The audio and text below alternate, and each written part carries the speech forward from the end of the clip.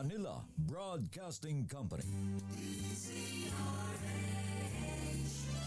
DZRH, member, kapisanan ng mga broadcaster ng Pilipinas. Pilipinas, 13 minuto na makalipas ang alas 5 ng hapon. Dahil ang pamamahayag kailangan laging patas. Ang pagtalakay ng bawat issue dapat laging parehas. Narito na ang balitaan at talakayang hihimay sa punot dulo ng mga issue. Bawat panig ilalahad sa publiko. Programang DZRH Balansyado. Narito na ang mga balansyado sa pagbabalita at komentaryo sina Henry Uri at Karen Oyong. Balansyadong balita. Pilipinas, araw ng Biyernes, 24 na sa buwan ng Hulyo, taon 2026, sa ulo ng mga balansyadong balita. Halaga ng piso laban sa dolyar lalo pang humina sa bagong all-time low na 61.85 kada dolyar. Kilos protesta sa SONA, kasado na.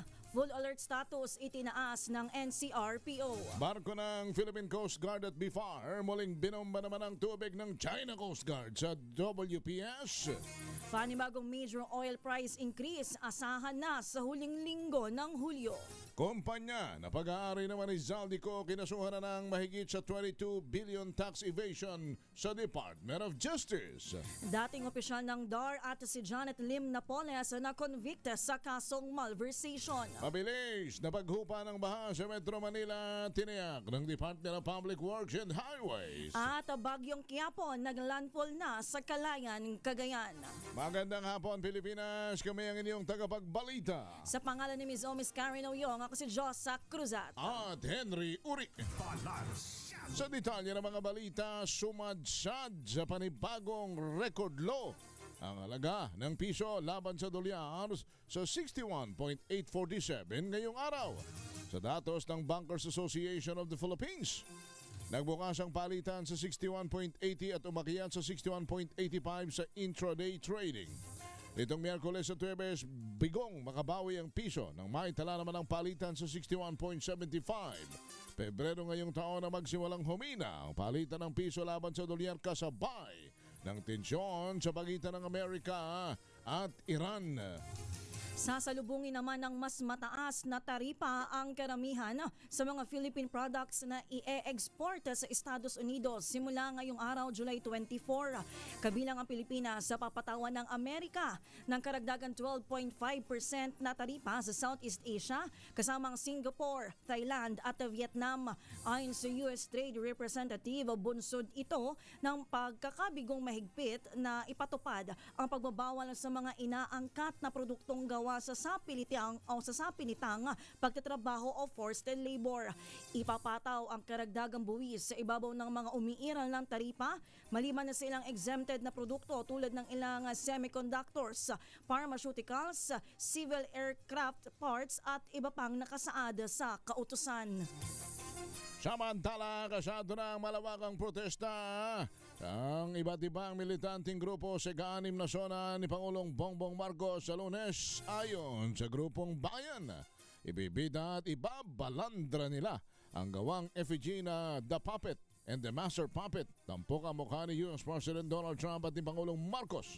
Panawagan ng grupo ang mataas na singil sa kuryente, pagbasura sa all deregulation law, pagtanggal ng VAT at excise tax at panagutin ang lahat ng sangkot sa korupsyon. Nag-abisyo na ang MMDA na gamitin ang alternatibong ruta dahil sa posibleng mabagal na daloy ng trapiko malapit sa House of Representatives sa Quezon City. Nanawagan si PNP Chief of Police General Jose Melencio Nartates Jr. sa mga organizer ng rally na protektahan ang kanilang hanay mula sa mga maaaring manggulo sa sona ni Pangulong Bongbong Marcos sa Lunes. Ito ang binigyan diin ni Nartates kasunod ng kumpirmasyong may 3 ng grupo ang nabigyan ng permit upang magprograma sa Commonwealth Avenue sa July 27. Ang mga grupong ito ay ang Bagong Alyansang Makabayan, Sanlakas at Better Brighter. water. Hindi pa kasama rito ang mga patuloy na ina-assess ng Quezon City Government, pati na rin ang pasasalamat event ng Iglesia ni Cristo para sa kanilang 112th anniversary na maaaring dagsain ng mga galing sa labas ng Metro Manila. Samantala alas 5 ngayong hapon itataas na o itinaas na ng NCRPO ang full alert status para sa seguridad ng talumpati ng presidente sa Lunes. Pakinggan po natin si PNP Chief Nartates.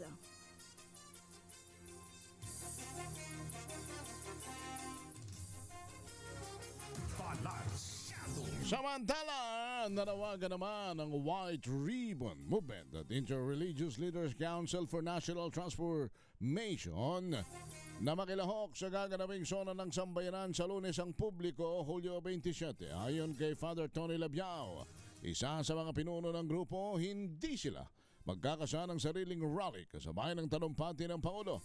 Sa halip, hinimok niya ang taong bayan na makiisa sa mga kasado ng pagkilos ng iba't ibang progresibong grupo. Ipinasilip ni Pangulong Ferdinand Marcos Jr. ang ilan sa mga tatalakayin sa kanyang ikalimang State of the Nation address sa Lunes.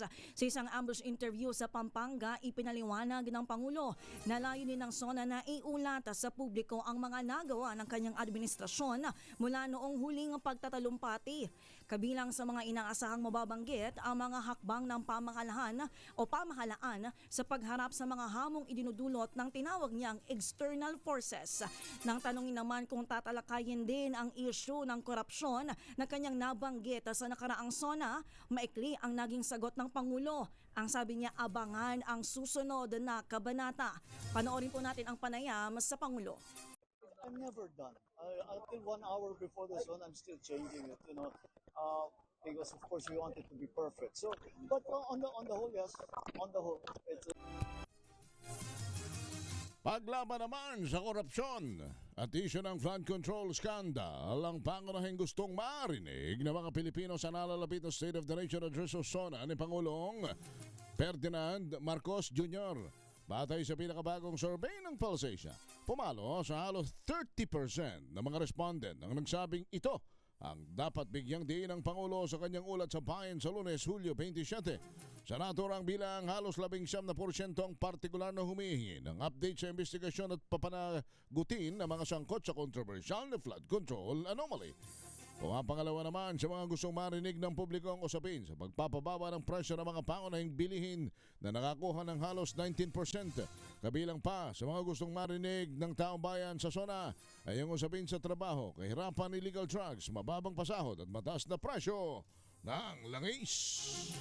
Dinipensahan ng National Bureau of Investigation ng Administrasyong Marcos sa krusada nito sa flood control scandal. Ayon kay NBI Director Attorney Melvin Matibag, seryoso si PBBM sa paglaban sa katiwalian. Kung ikukumpara umano sa nakalipas na administrasyon, may pinakulong na ang Marcos administration at matataas pa ang ranggo oposisyon. Kabilang dito sina Public Works Secretary o dating Public Works Secretary Manny Bonoan, kaya hindi umano maaaring sabihin na namimili ang gobyerno ng ipakukulong. Punto ni Matibag, appointee ng Pangulo ang kalihim pero kinasuhan pa rin matapos makakuha ng mga ebidensya. 21 minuto na makalipas ang alas 5 ng hapon, inaasahan na hindi naman bababa sa 6 na piso kada litro. Naku po, ang itataas ng diesel sa susunod na linggo, epektibo sa Martes, July 28, isang araw matapos ang State of the Nation Address ng Pangulo. Ito'y batay sa pinakahuling pagtayo naman ng Minoplot, Singapore at Foreign Exchange Averages sa nakalipas na 4 na araw ng trading. Ayon sa oil industry sources, maaaring mag-increase ng mula 6 hanggang 6 na piso 50 sentimos ang kada litro ng diesel, habang 5.50 naman hanggang 6 pesos ang maaaring itaas sa halaga ng gasolina. Ngayong linggo, ipatutupad ang 10 piso hanggang 10 piso at 68 centavos na pagtaas ang kada litro ng diesel at 11.60 naman hanggang 11.77 sa kerosene, habang 3.50 hanggang 3.65 sa gasolina. Ito na ang pang-29 na oil adjustment ngayong taon, ang muling paglundag ng global crude prices sa epekto ng pagsiklab na naman ng panibagong tensyon sa gitnang silangan. Muling binomba ng water cannon at gumawa ng dangerous maneuver ang China Coast Guard laban sa mga barko ng Philippine Coast Guard at BFAR. Kaninang umaga po yan sa karagatang sakop ng Baho de Masinloc. Nangyari ang insidente habang isinasagawa ng mga ahensya ng gobyerno ang programang Kadiwa ng Bagong Bayaning Mangingisda upang maghatid ng fuel subsidy, supply at seguridad para sa mga mangingisdang Pilipino sa lugar. Sa social media post ni PCG spokesperson for the West Philippine Sea, Rear Admiral J. Tariela, sunod-sunod na pag-atake ang naranasan ng mga barko ng Pilipinas ngayong araw. Kabilang dito ang pambobomba ng water cannon ng CCG Vessel 3107 sa BRP Cape San Agustin, dakong 6:26 ng umaga. Natuklasan ding pinatay ng CCG vessel ang automatic identification system nito upang itago ang kanilang pagkakakilanlan.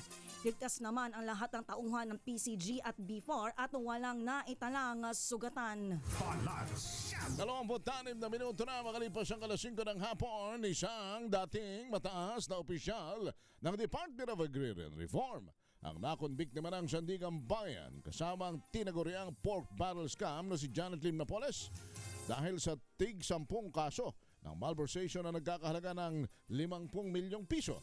Ang hatol ay binaba ni Associate Justice Sara Fernandez ng 6th Division laban kay dating DAR Undersecretary Jerry Pacturan at sa nakapiit na si Napoles. Si Pacturan ay pinatawan ng sentensya ng 14 hanggang 19 na taong pagkabilanggo para sa bawat bilang ng malversation cases. Kahit na-acquit sa kasong graft, pinabawalan na din siyang humawak ng anumang pwesto sa gobyerno. Samantala, ang kapwa-akusado ni Pacturan na si Janet Lim Napoles, ang tinaguriang pork barrel queen ay guilty naman sa 10 bilang ng kasong graft. Ayon sa prosecution, pinalabas sa kaso na nag-request ng Farm Inputs Assistance ang 10 local government units sa Luzon para ipaubaya sa mga NGO na konektado kay Napoles ang implementasyon ng mga proyekto gamit ang pondo ng DAR. Pinirmahan ni Pacturan ng Memorandum of Agreement sa mga tinutukoy na NGOs dahilan para ma-release ang tig 5 milyong budget para sa 10 lokal na pamahalaan. Humarap sa paglilitis ang 8 alkalde mula sa Pangasinan, Bulacan, Quezon at Batangas para patunayan ang kanilang pirma sa project documents ay pineke. Bukod kina Pacturan at Napoles, hinatulan ding guilty sa kaparehong kaso si Evelyn De Leon. Pinuno naman ang ilang NGO na nasangkot sa nabanggit na katiwalayan. Batay sa record, si De Leon ay dating presidente ng Philippine Social Development Foundation na unang nasabit din sa pork barrel scandal. Kinasuhan ng Bureau of Internal Revenue ng 22.27 billion pesos na tax evasion ang SunWest Construction and Development Corporations, ang kumpanya na pag-aari ni dating Congressman Zaldico. Ang kaso ay iniharap sa Department of Justice. Ayon sa BIR, hindi nagtugma ang idineklarang kita at gastusin ng SunWest sa buwis na kanilang binayaran noong 2019 hanggang 2024. Kabilang sa isinumeteng katibayan ng BIR ang withholding tax credits na nakapaloob sa income tax returns ng kumpanya para sa mga nabanggit na taon. Isinama sa demanda ang ilang opisyal ng SunWest, kabilang ang presidente ng kumpanya na si Aderma Angeli Alcazar at treasurer na si Cesar Buenaventura. Sila ay kinasuhan ng paglabag sa sections 254 at 255 ng National Internal Revenue Code of 1997 sa ilalim ng Run After Tax Evaders Program. 26 na minuto na. Makalipas ang alas 5 ng hapon, naglandfall na sa Camiguin Island sa Calayan, Cagayan ang bagyong Quiapo kaninang pasado alas 2 ng hapon. Ayon sa Pag-asa, taglay nito ang lakas na hangin aabot sa 85 km per hour malapit sa sentro. Kaugnay nito, nakataas na ang signal number 2 sa Batanes, northern portion ng Cagayan, kabilang ng Baboyan Island, northern portion ng Apayao at northern portion ng Ilocos Norte. Signal number 1 naman sa Isabela, Quirino, Nueva Vizcaya, nalalabing bahagi ng Apayao, Abra, Kalinga, Mountain Province, Ifugao, Benguet at nalalabing bahagi ng Ilocos Norte at Ilocos Sur. Ipinag-utos naman ni Public Works and Highways Secretary Vince Dizon sa DPWH maintenance teams ang clearing at declogging operations para sa mabilis na paghupa ng baha sa ilang kalsada sa Metro Manila. Ayon kay Dizon, alinsunod ito sa direktiba ni Pangulong Bongbong Marcos Jr. na bawasan ang matinding pagbaha kasabay ng pagpapalawak ng mga drainage systems sa bansa. Sa adang kalihim, kapansin-pansin aniya ang hindi na pagbaha sa mga dating binabaha tulad ng G. Araneta papuntang Caliraya Street sa Quezon City kung saan ginagawa ang drainage improvement project. Gayon din sa bahagi ng Taft Avenue sa Santa Isabel College at sa Rojas Boulevard sa tapat ng Manila Hotel na dati mabilis na bahain. Flash Report. Flash Report! Samantala may sunog, ikalawang alarma na sa Pasay. Noche, exact location, saan yan? Yes, Kuya Henry, nasusunog ngayon itong residential area dito sa may F. Victor Street sa Barangay 61 dito sa lungsod ng Pasay. Isang residential area ang nasusunog. Ngayon ay nakataas sa ikalawang alarma at patuloy na binubugahan ng pamatay sunog yung bahay kung saan ay yung ilang mga bahay dito ay yari sa light materials. Nasusunog din ngayon, Kuya Henry, ang isang commercial building dito naman sa may San Nicolas Street sa San Nicolas, Manila. Ito ay nakataas rin sa ikalawang alarma. Abangan ang follow-up report, RH27, Chikakas DCRH, una sa Pilipinas, una sa Pilipino. Flash Report. Flash Report! At yan ang kalipunan ng mga balita sa Balansyado. Kami po ang inyong tagapagbalita. Ako po si Josa Cruzat. At Henry Uri. Balansyado! Sa Lunes po yan, huwag niyo kalilimutan at bahagi pa rin ho ng ating Sona coverage. Ang programang ito ay magbibigay daan from 5:30 o 5 o'clock. Tayo po'y magkakaugnayan. Pero good thing, yung mga magkakasunod na bagyo ay wala pong tandisang naging epekto maliban ho doon sa mga pagulan na nagdulot po ng mga pagbaha. Doon ho sa nasa kuwan ngayon nasa may norte yung bagyo, kanya mag-iingat po kayo riyan. Naglandfall ho itong bagyong ito alas 2 ng hapon kanina dyan sa may Kalayan sa Cagayan. So sana naman yung ating mga kababayan dyan ay hindi naman ho masyadong naapektuhan. Meron din kasi number 1 sa kwan yung area po ng Isabela, Quirino, Nueva Vizcaya, Apayao, Abra, Kalinga, Mountain Province, Ifugao, Benguet, nalalabing bahagi ng Ilocos Norte at Ilocos Sur. May ginalaman po naman, salamat sa Panginoong Diyos, yung amin hong lalawigan, alam mo ninyo, medyo nakakakaba kapag ang bagyo ay papunta riyan sa may northern portion ng Pilipinas sapagkat yung northern portion po ng Quezon, lalo na yung aming mga group of island dyan, minsan ay nawawagis-wisan, pero this time hindi naman ho at may mga panakanak ang pagulan lang. And our governor is on top of every situation in our province. Governor, nasa linya na po uli natin ang aming mahal at masipag na gobernador, si Governor Helen Tan, because today is a Friday. Today is a Quezon Day sa DCRH. Gov, magandang hapon. Good afternoon, Sir Henry. Opo. Ay, kumusta po kayo sa nakalipas na linggo? Yung kako nga po, maigi naman yung ating lalawigan sa kabila ng ilang mga bagyong dumaan hindi naman tayo kasi nung naapektuhan ho. Opo, may mga ilan lang pong bayan nakakaranas ng matinding pag-ulan. Apo. Yung on and off rain po. Yung past week po. Ayan. But so far okay. Sanay naman tayo sa Quezon ng ganyang klase ng weather condition. At lalo tigit naman ay lahat ng inyong mga opisina, lahat ng inyong mga staff from provincial to municipal setup ay ready naman maagap na naghahanda sa anumang mga kalamidad. Yes po. We're always ready naman po. Opo. Ma'am, kami makikibalita lang ulit kasi sapagkat this week malalaking mga personahe at mga ang dumalaw sa atin, of course, our President, and then nakipagpulong din kayo sa DSWD Secretary, nakipagpulong din kayo sa bagong talaga pong Health Secretary, and maging ho doon sa pinuno po ng Philippine Ports Authority. Tama po ba, Gob?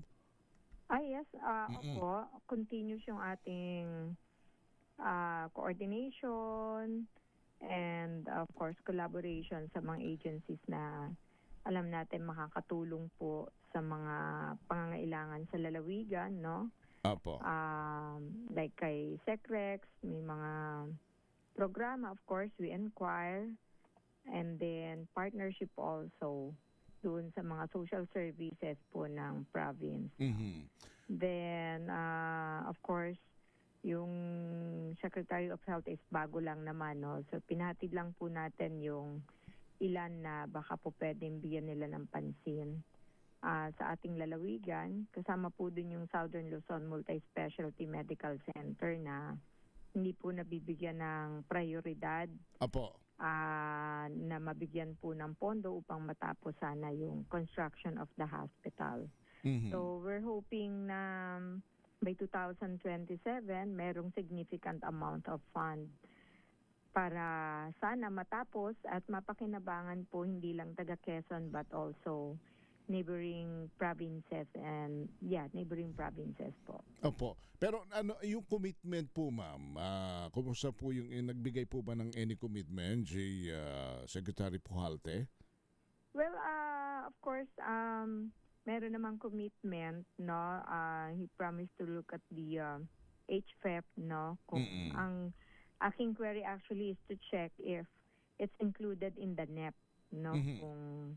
And then ang request natin sana significant yung amount na ibinibigay na pondo para matapos yung construction of the 2 buildings for that hospital. And Dapat also, of course, mga doctors, we request pool of doctors for Infanta, yung provincial hospital in Infanta kasi talagang hindi kaya namin. Apo. So baka lang the DOH retained hospital through him, baka po pwedeng mapadala ng complete set of specialists, no? Kahit mga residents po, mga senior residents siguro through rotation.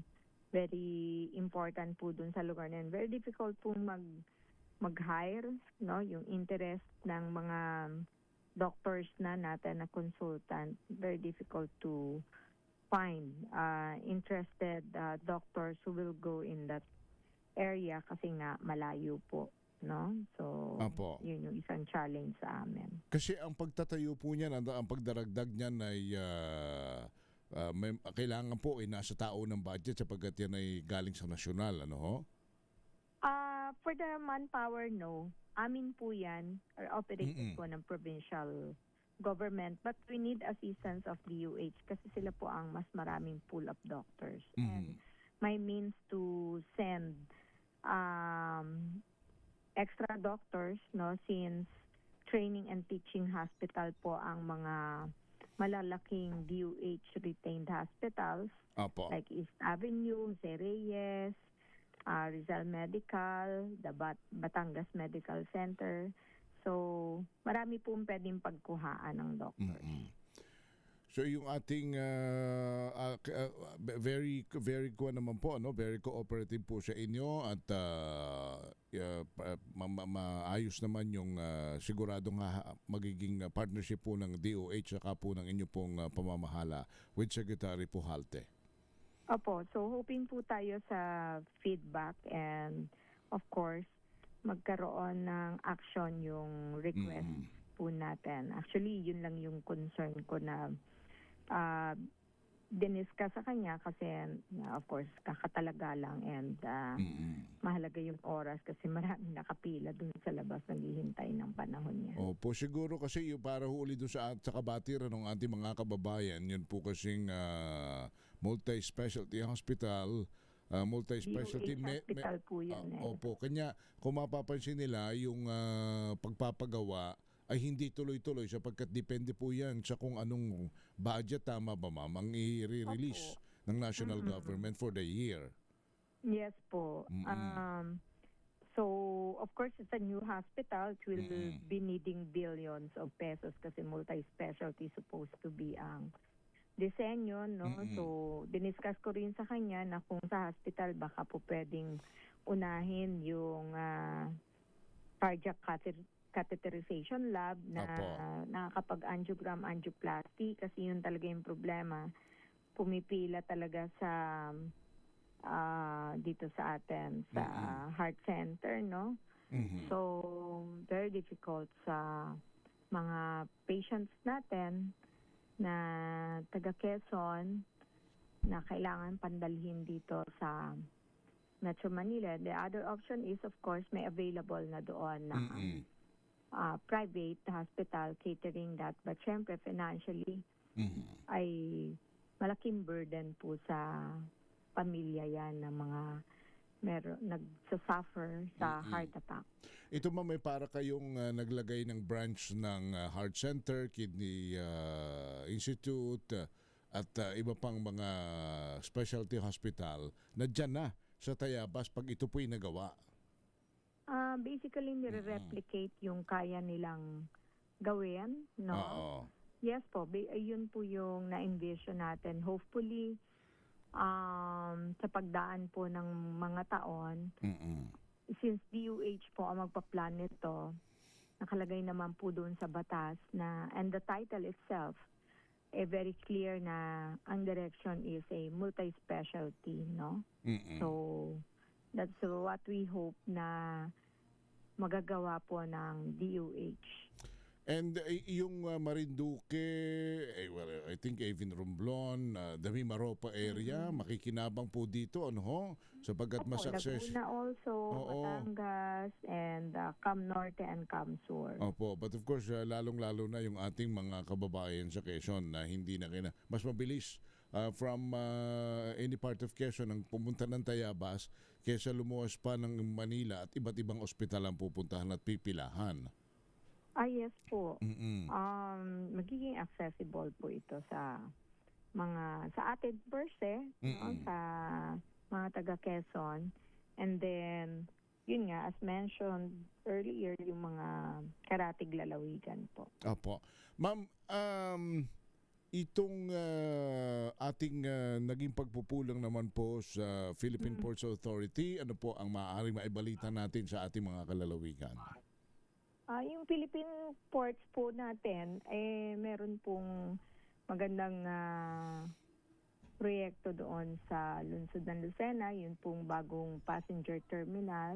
Opo. At napakalaking bagay nitong kanilang nagawa po kasi very inconvenient po yung current passenger terminal nila, no? Siguro sa susunod na buwan, ay mabubuksan na po nila ito. Ang kulang na lang po ay I think connection sa Meralco. And we're helping them to expedite sana yung action ng Meralco doon sa kanilang application. Apo. So, malaking proyekto po yung kanilang inihahanda doon sa Dalahican, no? Terminal. So, hindi lang yun ang babaguhin nila, even yung kabuuan po ng port, no? So yung mga vendors natin, they're planning to transfer to another place, and then meron na ring exchange transport. So inaasahan din na yung mga passenger buses can pick up passengers, no? So currently po kasi from the port, sasakay pa yung mga yan ng jeep ang dami-dami pong bit-bit, di ba? Ng mga bagahe o produkto, then pupunta po sila sa Grand Terminal, sa Diversion Road, along Diversion Road, para lang po sumakay ng bus going Metro Manila or kung saan mang destination nila. So, maganda po yung plano nila na to unburden our commuters na pagdating pa lang doon, may sasambot na po sa kanilang, it's either a shuttle bus. Apo. And then papunta po doon sa passenger bus. No? So, yan po yung mga future plan, and of course lalawak na po yung pagkadaong pa lang walang congestion, no? So yung terminal, nakakatuwa kasi 900 at one time Wow. na naghihintay. So malaking bagay po Dami. yun kasi currently nagte-10 pa na extra. Opo. Ma'am, tapos itong improvement din ng Plaridel Shine International Seaport, ano ho? Ito'y isa rin sa inyo pong napag-usapan. Opo, yung Shain po kasi for the longest time, yun po ay na-establish nung panahon na peak po yung copra, no? Pag-export ng copra. Nagkaroon po ng international port dyan, no? In fact, may customs office po dyan sa Shain. Pero Opo. sa pagbagsak po ng copra, no, bumaba.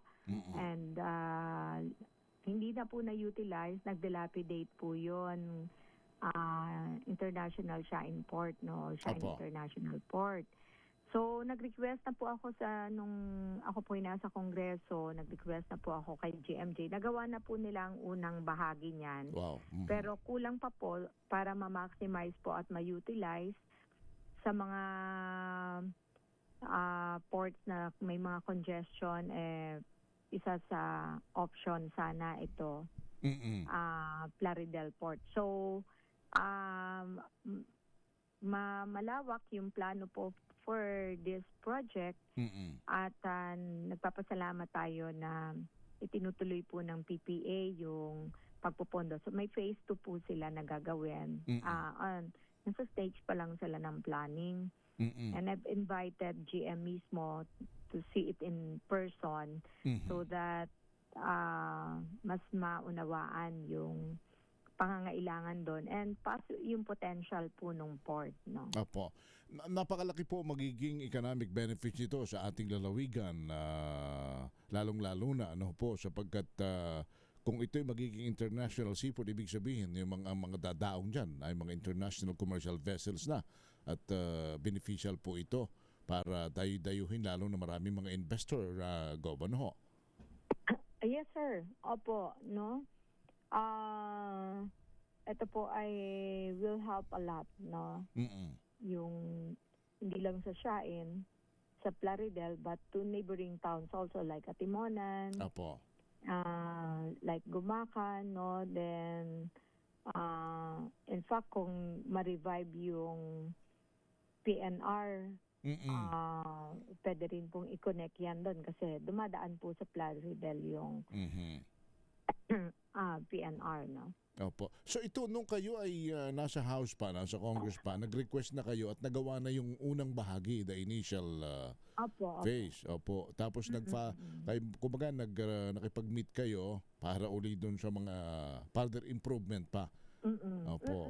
To fully utilize po the port.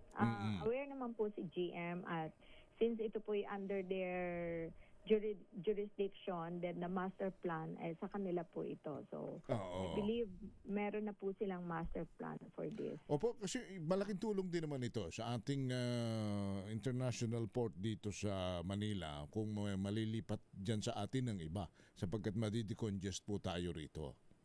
Yes po. Depende po dun sa ma-identify nila yung, of course, yung location kasi masyadong keen off. Saan ba galing, etc. So I told him to, of course, help us. And of course, yung Katanawan in San Narciso, and San Andres. Mga bago po. Mga bago naman. So yung San Andres po, existing po yan kasi may Roro po going Masbate. So kung ikaw ay pupunta ng Masbate, you have the option from San Andres naman. Marami po naman. Marami na dyan, Opo, gawing Masbate, mas shorter po yan. Marami po dumadaan dyan. Actually, si Congresswoman Olga Ko, dyan po siya dumadaan and the family. Every time magma-Manila po and going back Masbate. That's what she mentioned to me. No? So, nasimula na po nila yan, natapos na po nila yung first phase. So, pinag-usapan lang namin yung further expansion pa. So, very good news na pa ito, lalo na sa ating mga kababayan dyan sa Katanawan, San Andres area. And with this, palagay ko, yung lalong magbo-boom yung kanilang mga munisipyo as far as their Sir, yung Katanawan, ano yan? The Katanawan also. connecting Marinduque naman yan. No? Apo. Kasi ang Katanawan po facing Marinduque. So yung mga opportunities natin. Oo. We have katapat ng Bicol, and we have, so that's Region 5, and then ito naman, Region 4B, sa Mimaropa, no, yung Marinduque. Apo. So, sisimulan din po nila yan. Nasa planning stage na po sila. Ayan, and thank you to GM Jason Tiago dito po sa... We're thankful sa kanya. Opo. Although ang dami po nating ports, sir, na kailangan talaga ng tulong, and we hope to meet with Secretary Banoy Lopez para po dun sa mga municipal ports po natin. Opo. Ang nagpapatakbo po ay mga munisipyo na sana matulungan po nila kasi maliit lang talaga yung means ng mga LGU po to improve their ports. No? So, DOTR po ang kailangan namin na nahinga ng tulong. Opo, at for sure naman, Secretary Banoy is very much appreciative po dito sa inyong effort na ito. But ma'am, balikan ko lang yung kay Secretary Gatchalian pagkat I think one of the concern din is yung ilang mga concern ng 4P sapagkat ang ating lalawigan kasi ay bumaba na yung poverty incidents. Yeah. Paano po ito? May mga maapektuhan ba at ano pag-usapan po ninyo? Actually, yung currently may 50+ thousand tayo na Apo. under the program. Pero marami na, sir, nag-graduate sa atin. No? Ito na yung nakasama na yung mga new batches. No? Pero yung napag-usapan po namin kasi yung nakita kong data na sa pamilya po ng 4Ps, may 7,000 na youth ages 15 years old to 19 years old na wala sa paaralan. Ibig sabihin po, hindi po sila nag-aaral ng high school. Hindi na nakapag-aaral ng high school. Maybe working, no? So I wanna trace sana yung data kasi I will align that with the programs ng province in the prioritization on how can we bring them back to school or mga skills training natin. Mag-needs assessment kami, no? So that's what I discussed kasi kung you have the 4Ps, no? Apo. Okay, nag-i-improve yung other members of the family pero may naiiwan. Sila yung nagsasacrifice eh. Kasi hanggang 3 lang po ang anak na po pwedeng isama doon sa 4Ps. No? Opo.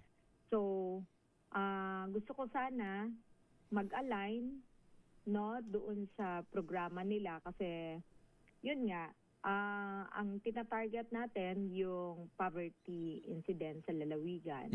So kung merong ganito na mga naiiwan, most likely sila yung mahihirapan at nandun sa poverty threshold. No?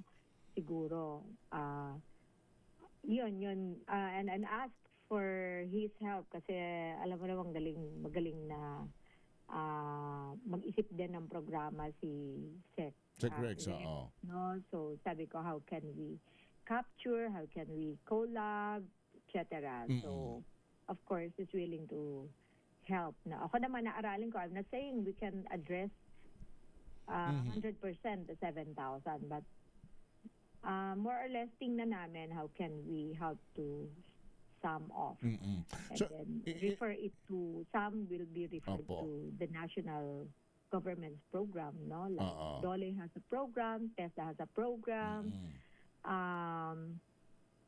Yung mga programa nila ng national government, kung papaano namin din yun ma-access, no? And in other words, yung ating mga kababayan na hindi dapat mag-alala sapagkat tuloy-tuloy yung inyong plano para sa kanila. Dito sa 4Ps na ito, may gumraduate man, bumaba man ang ating poverty incidence, yung ibang mga kailangan pa rin alalayan through the DSWD. You're still working on it? Oh, of course. Sir, no? Marami pa pong kailangan gawin, no? So, yun yung goal namin, yung makita yung mga possible na iiwan sa community, sa ground, no? Yung mga ganitong sector, yung out-of-school youth. And then we'll craft a program for them. Apo. At wag mag-alala yung ating lalo na yung mga binabanggit ninyo kanina, yung mga kabataan hindi nakakapag-aral, walang job opportunity, kailangan alalayan. Although may mga existing naman lalo na po opo. Ano na po. Opo. Meron siya lang, we just want to ensure na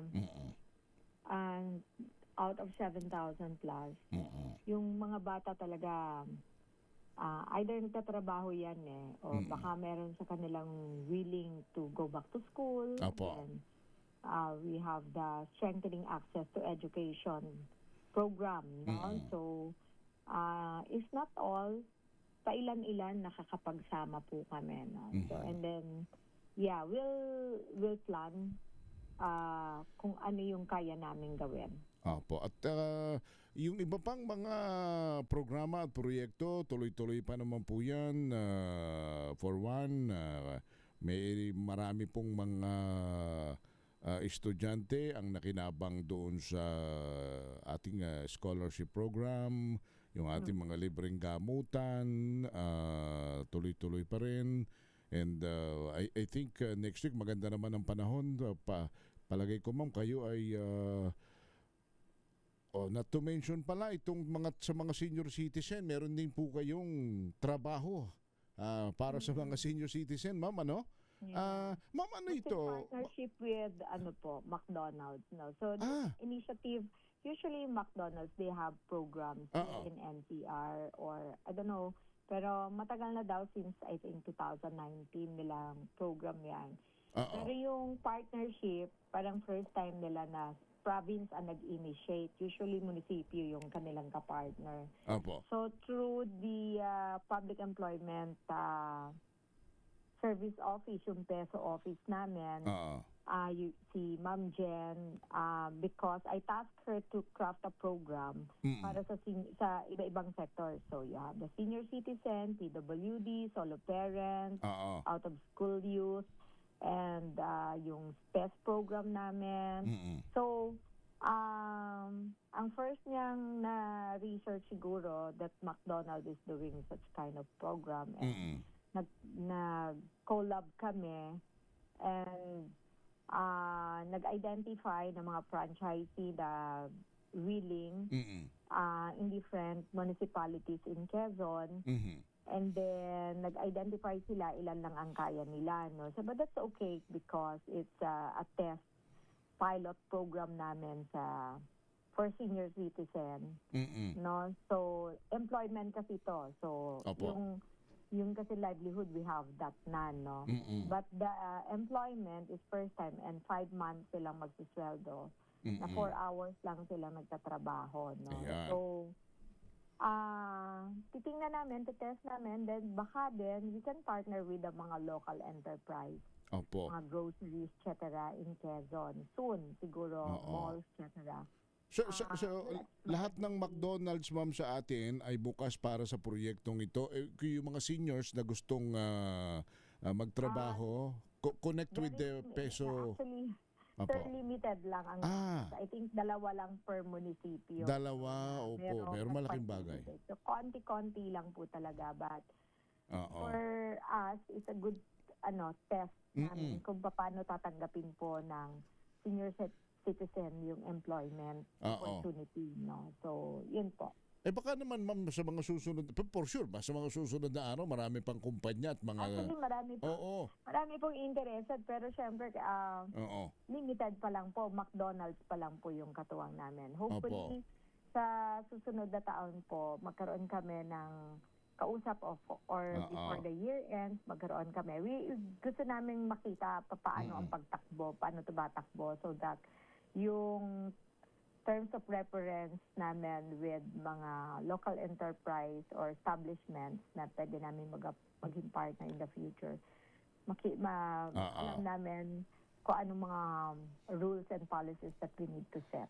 Sabi po nung ating mga texters, hindi papayag dyan ang Jollibee at saka Chowking. Hindi, welcome naman. Ano ma'am, any store and any chain for that matter, ano po, kung gusto makipag-partner po sa inyo, Opo, mas maganda nga yun. Ayan po hinahanap namin. No? Opo. Na meron kami magiging katuwang. Oo. Na tutulong po sa ating mga kalalawigan. Oo. So sana yung mga nakikinig po sa atin sa ibang mga restaurant chain at saka yung mga malalaking kumpanya na mayroon po kayo sa Quezon ay maging kasali po kayo at kasalo ng ating governor sa project na ito para sa mga senior citizens. Gob, kami po nagpapasalamat for your time again. Salamat po ng marami sa inyo sa inyong impormasyong ibinahagi sa ating mga kababayan. Sir, thank you so much. Ingat po tayo. Happy weekend po. Happy weekend po. Si Governor Helen Tan, ang aming butihing gobernador sa lalawigan ng Quezon. Makinig maigi! Ito na ang chance mo na manalo ng instant 500 pesos kapag narinig mo na ang mahiwagang kring-kring. Tignan mo na ang iyong cellphone, baka ikaw na ang susunod naming winner sa kring-kring panalo malakas sa telepono. Paano sumali? Bisitahin ang Facebook page ng DZRH, fill up pa ng Google Sheet na nakapin sa DZRH FB page at hintayin ang aming tawag sa telepono. Kring-kring na!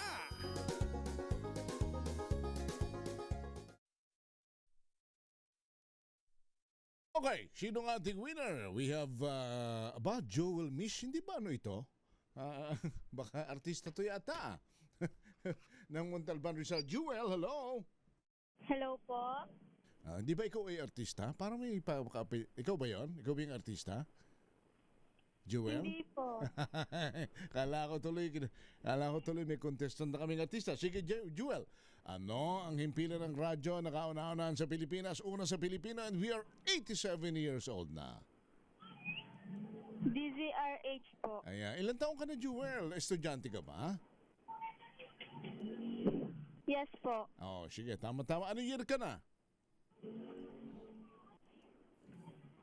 Ano year? Senior high po. Senior high. O, sige, tama-tama. Meron ka ng allowance sa pagbalik mo sa school ng 500 pesos. Congratulations, Jewel! Ay, sige, mukhang di kami naririnig sa kabila ng malakas niyang... Balansyado. 6:10, babalik tayo. 6:17, ASEAN Chairmanship sisikaping magkaroon ng binding at substantial na Code of Conduct sa South China Sea ngayong taon. Balita mula sa aking partner na si RH number 4, Karen Oyon. Karen!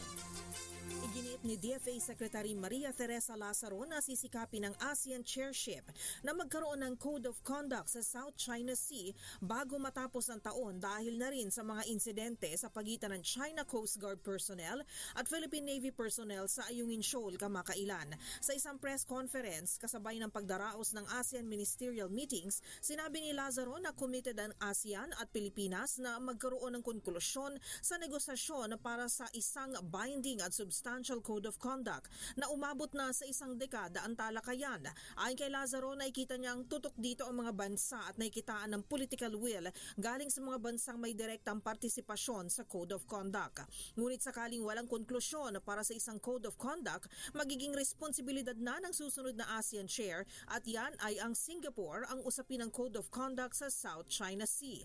Layunin ng inihaing Code of Conduct ay upang may maitatag na alituntunin o rules upang maiwasan ang tensyon, madagdagan ito at mapigilang umabot sa punto ng armed conflict.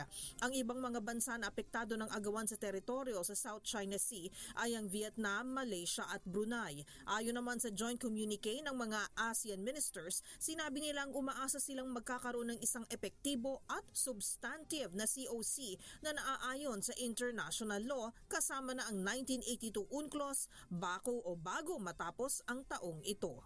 Ako si RH4 Karen Oyong nag-uulat para sa DZRH. Una sa Pilipinas, una sa Pilipino. Magpapakalangat ng mahigit 3,000 taong. Thank you, Karen. Samantala, Peking, sige, sunod na natin. NPD magdi-deploy na mahigit 3,000 tauhan sa ika-5 zona ni PBBM. Tina Nolasco, Tina. Magpapakalangat ng mahigit 3,000 tauhan ng Manila Police District o MPD sa ikalimang State of the Nation Address o SONA ng Pangulong Bongbong Marcos. Ayon kay MPD spokesperson Police Major Philip Ines, ito'y upang matiyak ang seguridad, kaayusan at kapayapaan sa inaasahang kaliwat ka ng protesta sa Maynila kasabay ng SONA ng Pangulo.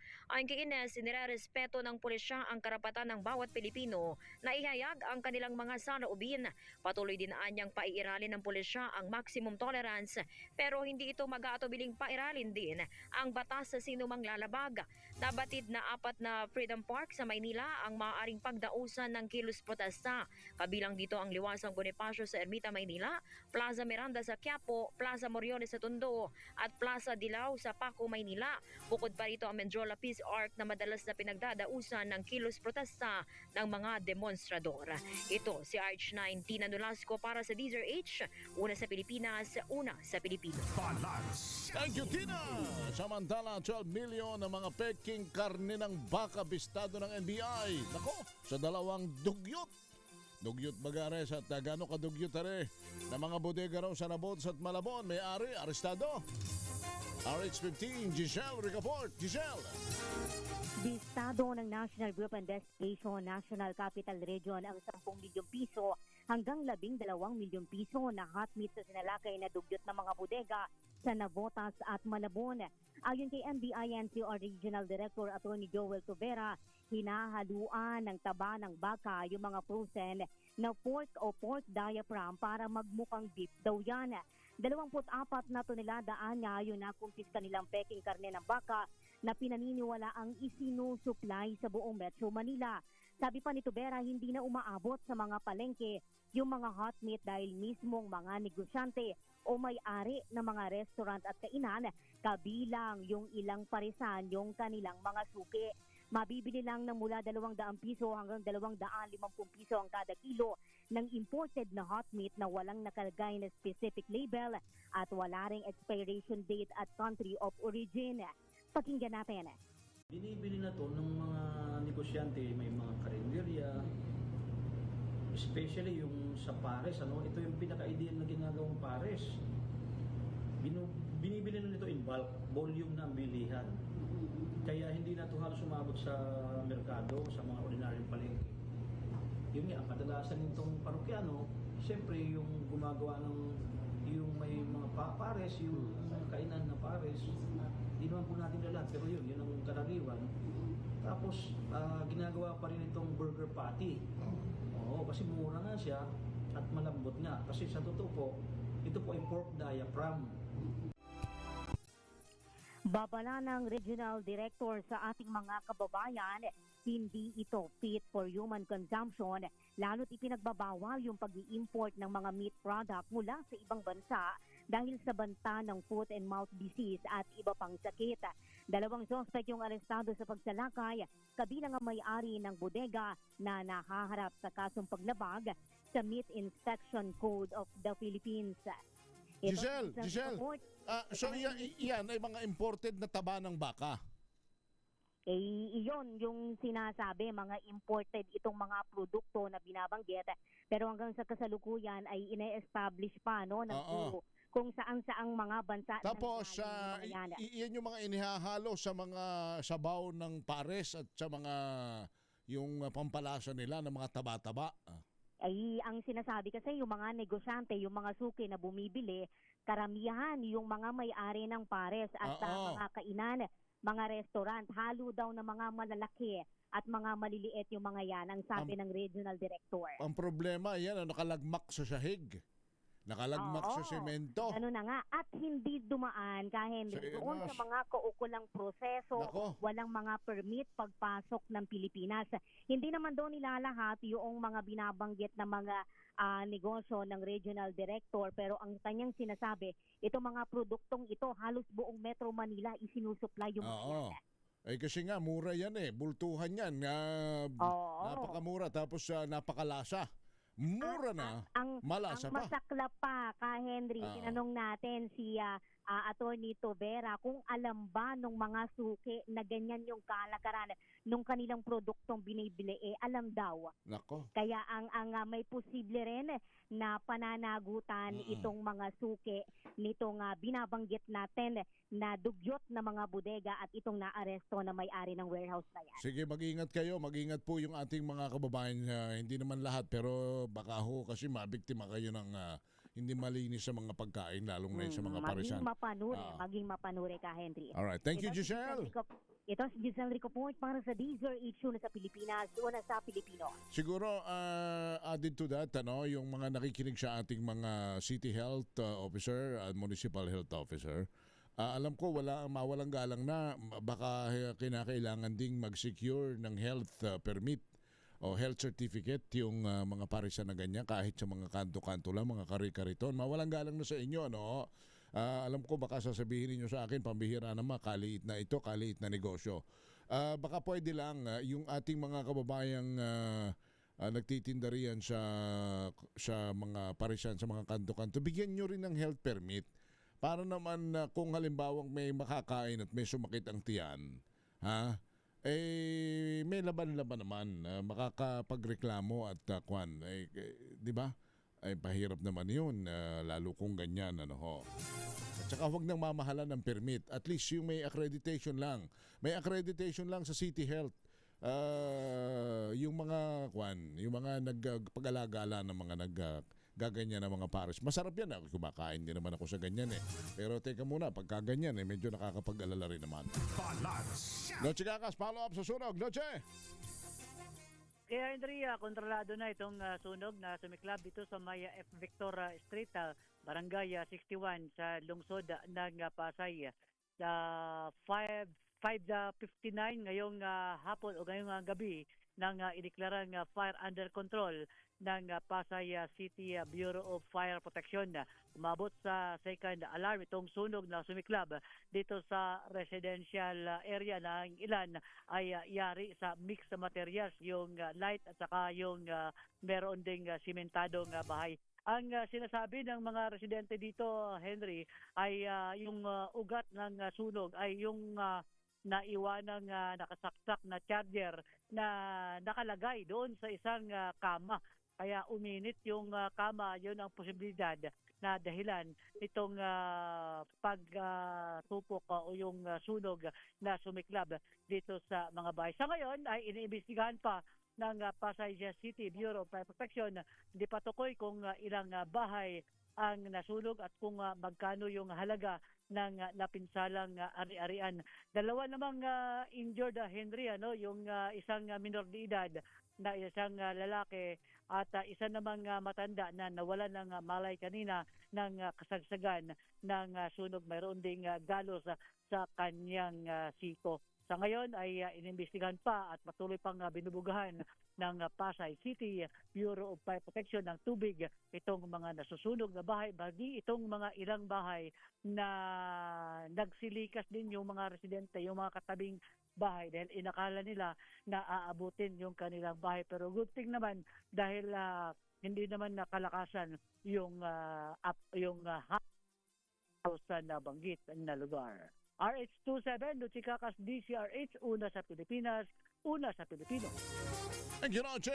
6:28, ito na, mananalo na naman si Francesca. Makinig maigi! Ito na ang chance mo na manalo ng instant 500 pesos kapag narinig mo na ang mahiwagang kring-kring. Tignan mo na ang iyong cellphone, baka ikaw na ang susunod naming winner sa kring-kring panalo malakas sa telepono. Paano sumali? Bisitahin ang Facebook page ng DZRH, fill up pa ng Google Sheet na nakapin sa DZRH FB page at hintayin ang aming tawag sa telepono. Kring-kring na! Kring-kring na! Ito na si Francesca Garcia. Parang beauty queen ng Pegnic, Francesca, no? Hello, Francesca! Hello po, magandang gabi po. What is the essence of being a woman? Oh, Naku, patay tayo. Hindi na coach ni Don. Don, ni manager Don. Anyway, Francesca, ikaw ba'y nag-aaral, single, may pamilya na? po. May anak na po. Ay, tama-tama. Bibigyan ko kayo ng burger. Ha? Ni baby. Ilan taon na anak mo? Ano po? 7. 7. O sige, eto na. Pag nasagot mo ito, mananalo ka ng mali-malitang 500 pesos. Okay.